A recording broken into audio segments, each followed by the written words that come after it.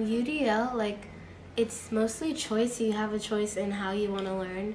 Like, you can use different resources when you learn.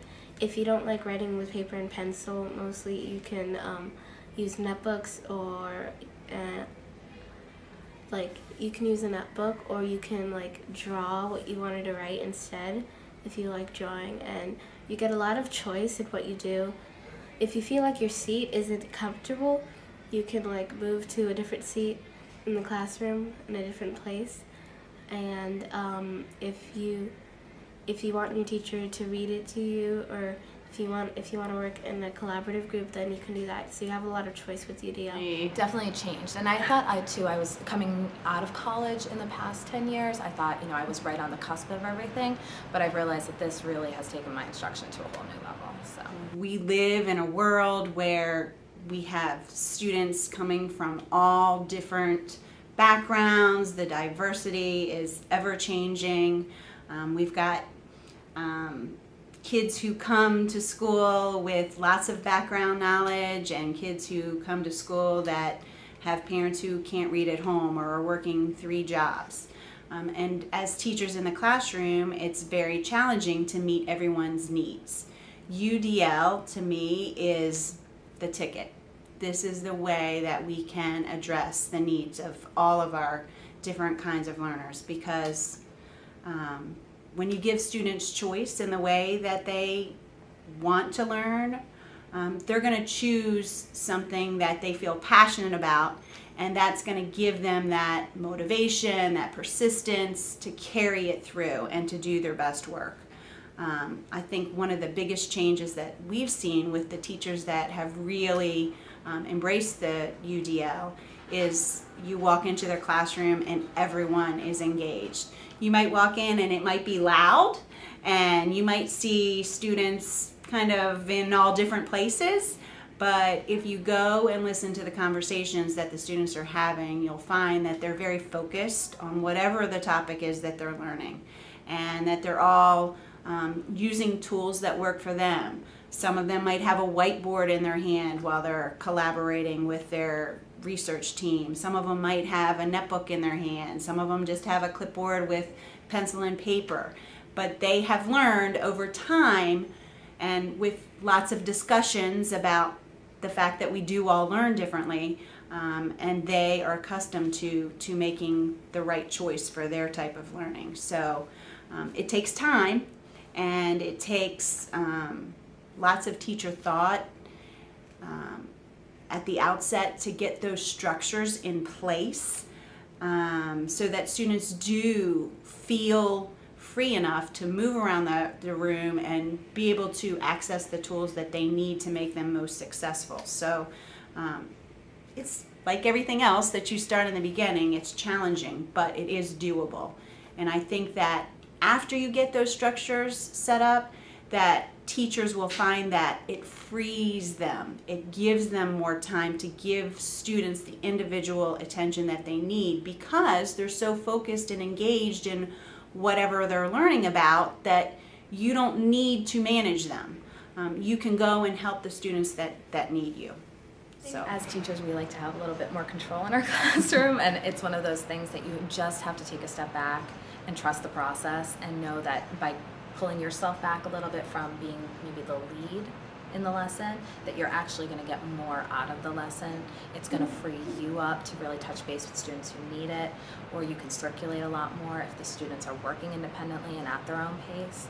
And also I think too, as I mentioned, a lot of teachers automatically think, okay, well, I don't have the technology that maybe other schools have, so I can't do UDL. And that's not true, because yes, as much as it is technology, it's still a lot with the choice. So offering different ways for the students to learn and show their learning. So we started with the leadership team in the summer. And then we really just reached out to staff members who would be interested. And I think at first it was the people who wanted the additional technology, support, and they may have had an interest in, getting a choice lab and so forth. And so I think it just grew because, for those early innovators, I think they recognized that, you know, they were going to be implementing C 2.0. They were going to need to use the technology and such. And so I think it was very natural. I think also, I think a key piece was that the HIAT office offered that support. And, you know, we invited them in, and they proved to be very strong collaborators with us. And so when I think of our professional learning community, I don't just think of, you know, the Greenwood staff, but I reference it in conjunction with Ethna, with Bill, you know, even Jennifer Lamb, and this year, of course, Kathy with you on board, because you guys have come out here, you've done the walkthroughs with us, you've helped us, you know, with just planning and, you know, as we've gone along, giving us support, and that's always important for efforts that are going to be ongoing and sustainable.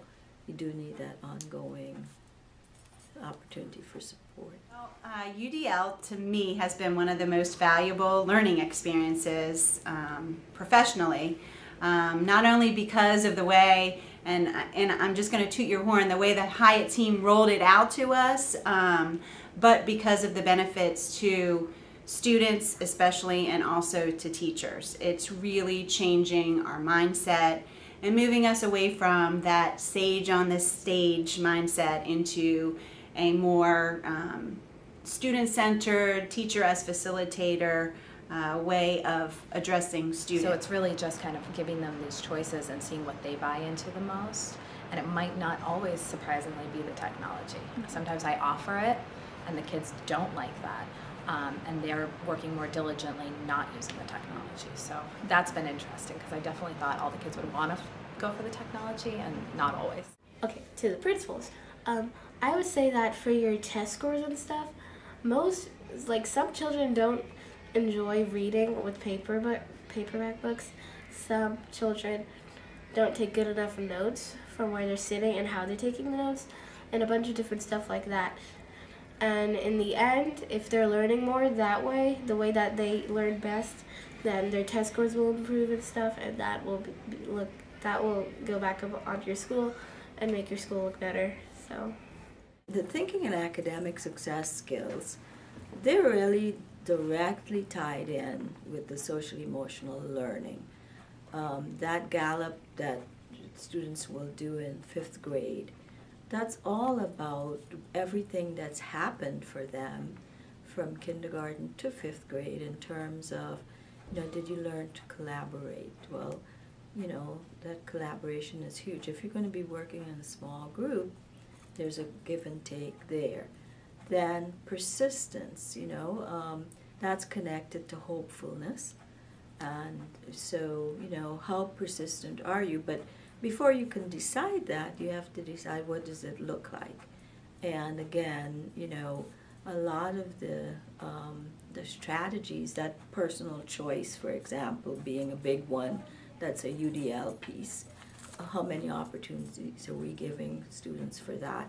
Well, that ties back right into persistence. If you've got some control over what you're choosing to do, you're very likely going to stay with it longer.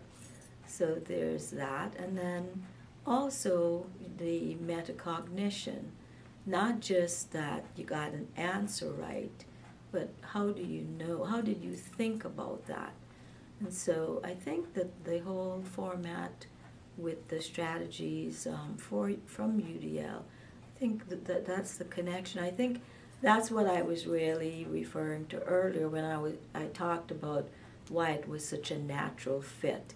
Because for everything that teachers have to do now, which by the way I think, you know, it's just so awesome, you know, for students.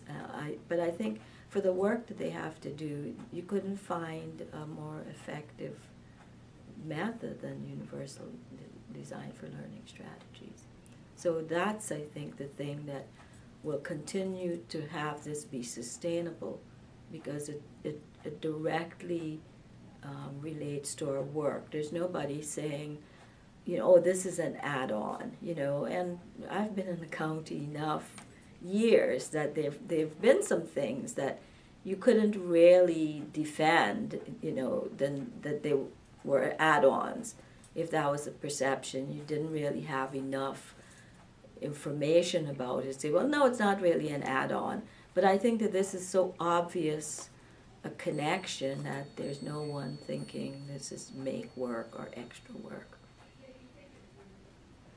For kids, I think like for me in my class, a lot of the kids are like doing better with their studies, having the choice to do what they need. That'll help them learn.